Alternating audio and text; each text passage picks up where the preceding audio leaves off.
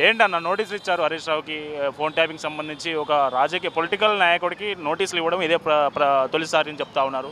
ఏంటి అసలు ఎందుకు ఇచ్చారు నోటీసులు? నిజంగానే ఫోన్ ట్యాపింగ్ అక్రమ ఫోన్ ట్యాపింగ్ పాల్పడినట్లు మీరు అనుకుంటా ఉన్నారు?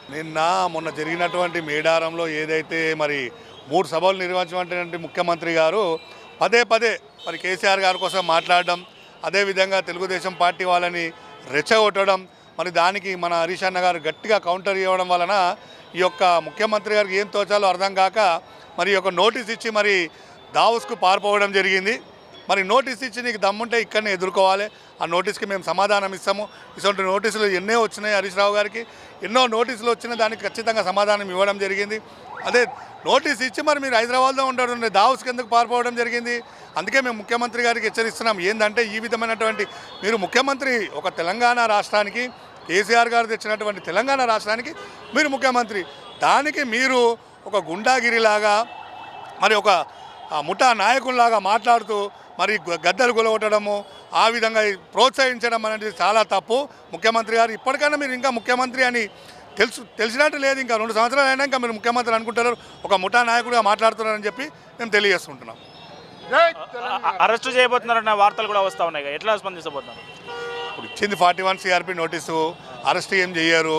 ఇంకోటి ఏంటంటే అరెస్ట్ చేస్తే మేము కూడా ఊకోము, రాబోయే రోజుల్లో గట్టి పరిణామాలు చెందుతాయని చెప్పి మేము హెచ్చరిస్తున్నాము.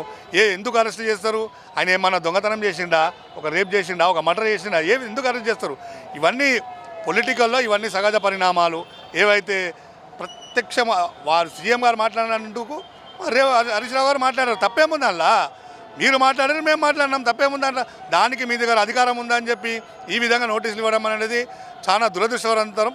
మరి మేము ముఖ్యమంత్రి గారు కూడా హెచ్చరిస్తున్నాము, ఇటువంటి అన్నీ కూడా మీరు ఇంకా రాబోయే రోజుల్లో మానుకోవాలని చెప్పి గట్టిగా హెచ్చరిస్తున్నాం. ఫోన్లు ట్యాప్ చేసుడు, ఫోన్లు ట్యాప్ అవడు కరెక్ట్ అనేది అన్న. సుప్రీంకోర్టు కూడా ఫోన్ ట్యాపింగ్ కేసును కొట్టేసింది. కేవలం రాజకీయ కక్ష సాధింపుతోటి ఇలా రాష్ట్రంలో ఎక్కడికక్కడ ఇలా వాళ్ళ ఉచిత హామీలు, వాళ్ళ 6 గ్యారెంటీలు ఫెయిల్ అయినటువంటి పరిస్థితి. రాజకీయంగా నిలదొక్కోలేక ఇలా హరీష్ రావు గారు నిజాలను బయట పెడతా ఉంటే ఇలా బొగ్గు స్కామ్కి సంబంధించి రేవంత్ రెడ్డి కావచ్చు, సృజన్ రెడ్డి కావచ్చు, వాళ్ళ బామ్మర్ది వాళ్ళు చేసిన స్కామ్ గురించి మాట్లాడితే అప్పటికప్పుడు నోటీసులు పంపించినటువంటి పరిస్థితి. అంటే కేవలం రాజకీయ కక్ష సాధింపు కోసం మాత్రమే ఇలా డైవర్షన్ పాలిటిక్స్ను ఎంకరేజ్ చేస్తూ ఉన్నాడు రేవంత్ రెడ్డి.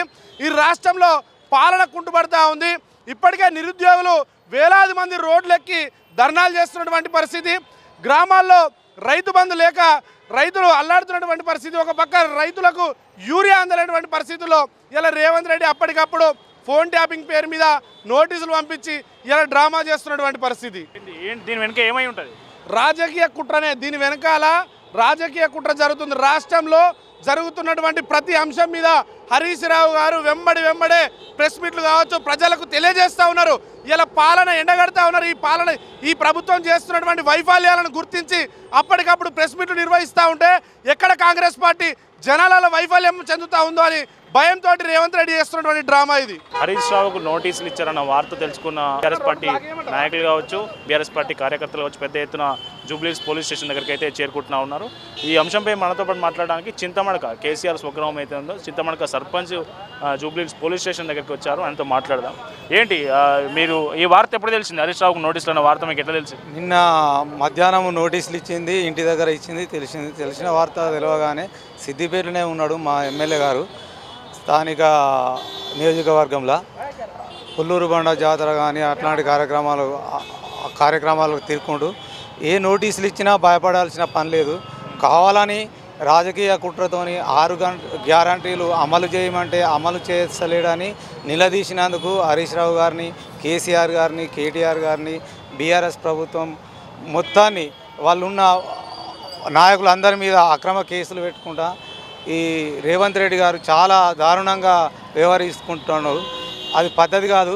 కావాలంటే దమ్ముంటే 6 గ్యారెంటీలు అమలు చేయాలి, రైతు బంధు వేయాలి, 24 గంటలు ఉన్న కరెంటు వాళ్ళ 13 గంటలకు తీసుకొచ్చిండు, తులం బంగారం ఇస్తామన్న కళ్యాణ లక్ష్మి వాళ్ళకు తులం బంగారం ఇస్తలేడు. అట్లాంటి గ్యారంటీలను అనువాను నిలదీస్తుంటే ఓర్వలేక ప్రజా ఆదరణ పొందుతున్న బీఆర్ఎస్ ప్రభుత్వాన్ని చూసి ఓర్వలేక ఇవాళ నెక్స్ట్ మళ్ళా మున్సిపల్ ఎలక్షన్లు ఉన్నాయి. మున్సిపల్ ఎన్నికల్లో మళ్ళా దెబ్బతీస్తారనే ఉద్దేశానికి కావాలని అక్రమ కేసులు పెట్టుకుంటా అరెస్టులు చేస్తున్నాడు. ఇది కరెక్ట్ కాదు. అనుగుణ మేము కూడా ప్రజానికానికి తెలియజేసుకుంటూ కార్యకర్తలం కానీ బీఆర్ఎస్ పార్టీ అభ్యర్థులం కానీ ప్రతి ఒక్కరం ముందుండి హరీష్ రావు కానీ కేసీఆర్ కానీ అనుగుణ ధైర్యంగా ఉంటాం మేము కూడా అందరం. అందరికీ నమస్కారం అండి. మేము సికింద్రాబాద్ కంట్రోన్మెంట్ నుంచి వచ్చాము. ఈ ముఖ్యమంత్రి యాక్చువల్ తెలంగాణని నడిపించాలంటున్నా లేదని ఇది అగ్గిలా చేస్తున్నాడా? అసలు ఆయన నడిపేయడానికి వస్తలేదు సీఎం గారికి. ఆయన లాగులో తొండలు ఇడుస్తా ఇక తెలంగాణ ఉద్యమకారులు మేము ఇడుస్తాం లాగులో తొండలు. ఆయన దెంకపోయిండు ఏడో హరీష్ రావు గారి మీద నోటీస్ పెట్టి. మోడైతే ఉండి ఇక్కడ ఏమో చేసేది ఉండే, ఆయన ఏమే చేయలే. ఉట్టిగా ఆయన ఏమంటే మా బీఆర్ఎస్ మీద కుట్రలు చేసి ఎక్కడో అక్కడ నరకాలని చూస్తున్నాడు. కానీ ఇది పద్ధతి కాదు. అయ్యా సీఎం గారు జాగ్రత్తగా ఉండి మీరు ఇంకా 2 సంవత్సరం నడిపియండి. చేత కాకపోతే రీజన్ చేసి పక్కన కూర్చోండి. వేరే వాళ్ళన్నా నడిపిస్తే ప్రజలకు ఏమైనా ఉపకారం వస్తుంది. మీరు ఫండింగ్ లేదు, దొంగతనంగా చేయడము మరి ఇది అన్యాయం అండి. ఇంకోసారి ఎవరినైనా బీఆర్ఎస్ నాయకుల్ని అరెస్టులు నోటీసులు చేసి ఉరికిపోవడం కాదు. మొగోడైతే ఉండి దాన్ని సరిగా జవాబు తీసుకోండి. హైకోర్టు లేదా కొట్టేసింది. మీరెవరండి ఉట్టిగానే ప్రజలని మబ్బులో పెట్టడానికి? జై తెలంగాణ.